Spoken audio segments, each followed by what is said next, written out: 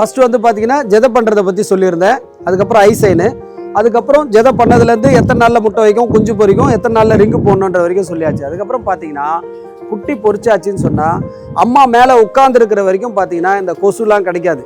அதனால் குட்டி ஹெல்த்தியாக இருக்கும். இந்த அம்மா எழுந்துக்கிற டைமில் வந்து பார்த்தீங்கன்னா நீங்கள் குட்டியை வந்து கொஞ்சம் ரொம்ப கேர் பண்ணணும். எப்படின்னா மண்ணுலாம் பார்த்தீங்கன்னா பானையில் சுத்தமாக வச்சுருக்கணும், ட்ரையாக இருக்கணும். ஈரமாக இருந்தால் கொசு வரும், அதனால் பூச்சிலாம் வரும். அப்போ குட்டியை வந்து ஹெல்த்தியாக வராது.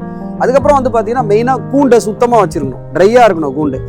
அதுக்கப்புறம் வந்து பார்த்தீங்கன்னா நான் வந்து என்ன பண்ணுவேன்னு சொன்னால் ரிங்கு போட்டதுக்கப்புறம் ஃப்ளாஜில் 200 mgன்னு இருக்குது. அதை வாங்கி நான் என்ன பண்ணுவேன்னா குவார்ட்டர் டேப்லெட் ஒரு நாள் விட்டு ஒரு நாள் போடுவேன். இதனால் என்ன வரும்னு சொன்னால் அம்மா வராமல் இருக்கும், கேங்கர் இந்த மாதிரி பிரச்சனைலாம் வராமல் இருக்கிறதுக்கு நான் முன்கூட்டியே ரிங்கு எப்போ போடுறனோ அதுலேருந்து ஒரு நாள் விட்டு ஒரு நாள் வந்து குவார்ட்டர் டேப்லெட் போட்டு குட்டியை வந்து அம்மா இல்லாமல் பார்த்துப்பேன்.